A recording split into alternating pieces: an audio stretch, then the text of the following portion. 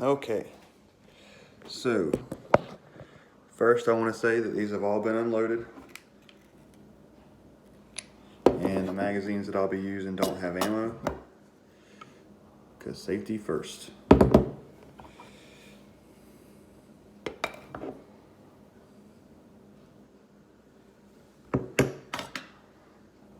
Okay, so because of that, I won't be able to send some of these slides home to show you what it's going to look like, how to cock it, as you're asking, but this should serve well for demonstration. So first, this is a Springfield XD, chambered in 45. It is a hammerless, no active safety, which what that means is there's no button that you can push to make sure that it's safe. Single action pistol. Single action meaning that there's no hammer to cock. Once there's a bullet in the chamber, you pull the trigger until you're out of ammo. So to cock this gun or to make it ready to shoot, you would put the magazine in and then rack the slide. Now because there's no bullet in there, it's going to open up on you. So let's just pretend there's bullets in, and now it's loaded. In the case that it's loaded, there's a round indicator on top that will pop up, and that'll let you know when it's loaded. This is what's known as a striker fire. So what that means is without the hammer, it's just a spring assembly with a firing pin inside of it. And so right now this weapon would be ready to shoot if it had ammo in it. As it sits now, if it was in your purse, in your jacket, anything like that, you could pull the trigger all day long and nothing's going to happen. For this weapon to fire, there's two active safeties on it. There's the dovetail safety, that's where your hand would go, and then the trigger safety. So both of those would have to be depressed at the same time for this weapon to fire. So I could push the back one and grab the trigger by the side, and nothing's going to happen unless I hit this little switch here, and you'll hear it click. All right. And the reason the trigger didn't come back is because there's no ammo in there.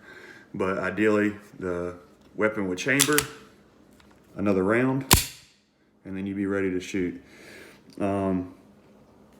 This one carries, again, is chambered in 45 caliber, but they do make these in 40 caliber and 9mm. Nothing as small as a 380 for this gun yet.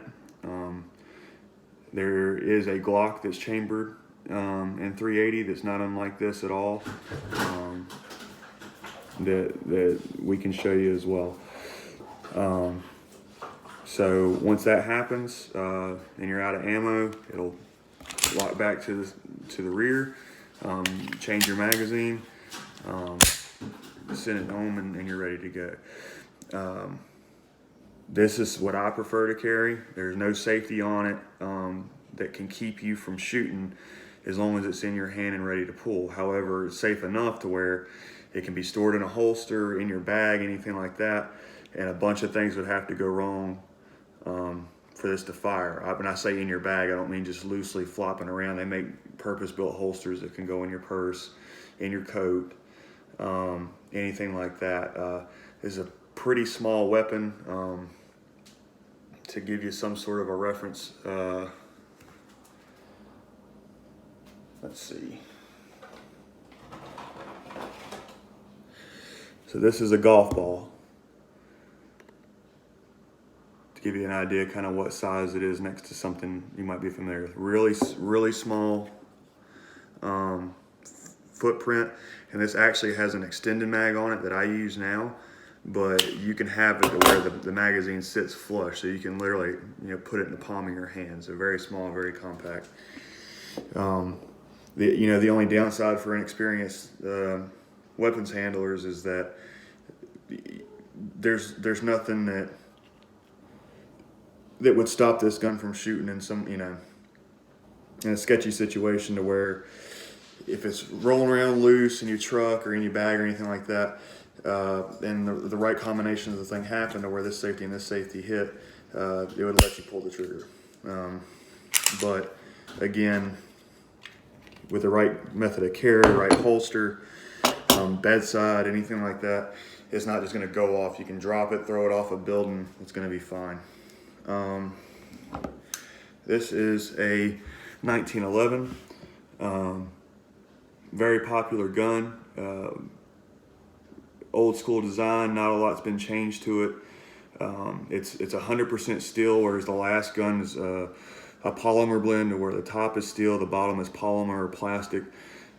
The difference about this gun, aside from the physical size and weight of it, and they do make smaller versions of these for concealed carry, and I mean they can crop them down all the way to that big to where they're very manageable.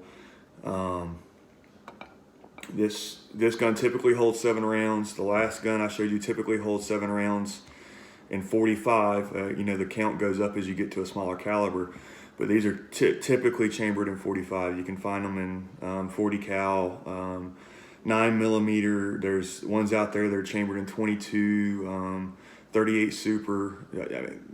The variations are endless. The thing that's out of the gate, the biggest difference about this one is that it's a hammered weapon. So right now, we'll go back to an open position. Put a magazine full of ammo in, send the bolt home. This one. You would be ready to shoot. Now, the thing that you got to know about this one is it does have an active thumb safety. So right now, it's the same thing as the other one. If you don't push this down and push this down, it can shoot. The only difference is it doesn't have the secondary trigger safety on it. Again, the trigger safety is a nice secondary safety, but I don't see it stopping anything as much as the dovetail safety. However, this gun, and some of them have them on both sides, mine's set up with a left side thumb safety. You can do like that, and no matter if you push this safety in and this safety in all day long, it's not going to shoot. However, drop the thumb safety, detent your rear or your dovetail safety, pull the trigger, and it's going to fire. After you fire, the gun's going to chamber another round, and you're ready to keep shooting or put the weapon back on safe. These guns do come with a setup where there's not a thumb safety, not unlike the one I showed you first. They're equally as safe or unsafe depending on how untrained the person is using it. So not a great carry option for some people. I've carried it. It is a large gun, full size length. There's the same golf ball. And I'll lay these out next to each other and show you at the end just to kind of give you a reference for size. Let's see if I can't find a dollar bill somewhere to give you an idea. But extremely reliable, extremely common. Lots of different people make them. I would say as affordable as any other gun out there that's worth a hoot. So both of these, the first 2 guns I showed you are they're not cheap. This one I think ran me about $450. I had a great deal with it. That came with a polymer holster for both the weapon and 2 spare mags. There was a deal going on where I got 5 extra magazines with it in the mail. So $450. Real rugged. It's not a unique or exotic weapon, so I don't mind if it gets dirty. I don't mind if it gets broke or destroyed, out in the yard working. So nice and easy. These guns right here,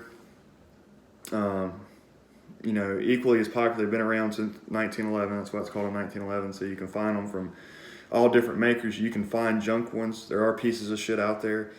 So if this is something, no matter the smaller size you want to look into, we could find you a good one for probably starting around $500. And then, the more exotic they get, this pistol right here is probably closer to 12. But you can find them really affordably, really nice pistols. This is the FEG 380. This is also a fully steel pistol. And this has got pretty much all the same features as the other one. This is an older design, so there's not a slide catch to show you whenever you want to hold this weapon all the way back. There's not. It's kind of a pain in the neck to get it to open up. So for cleaning purposes or for examining anything like that, it's a little difficult. But same thing. It's magazine fed. To get it to load, insert a magazine full of ammo. This one's going to lock back because it doesn't have any in it, so I'll have to drop the mag, All right, so now we're shooting. Now you'll see this also has a hammer too, but it's decocked. The reason that is because this weapon only has one safety, and it's this thumb safety right here that happened to be engaged. So when I say engaged on, the weapon can't shoot.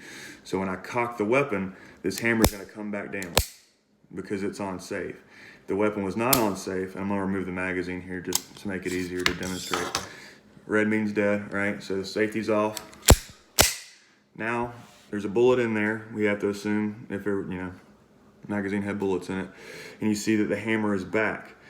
So I'm going to show you this feature first. It's nice about weapons with thumb safeties, modern weapons with decock. That's what this is going to be called. Hey, buddies. So this is a safety, but it's also a decock. So this is the safest way that you can decock a hammered weapon. All right, so you want to go engage the safety, and what's going to happen is it's going to decock the weapon.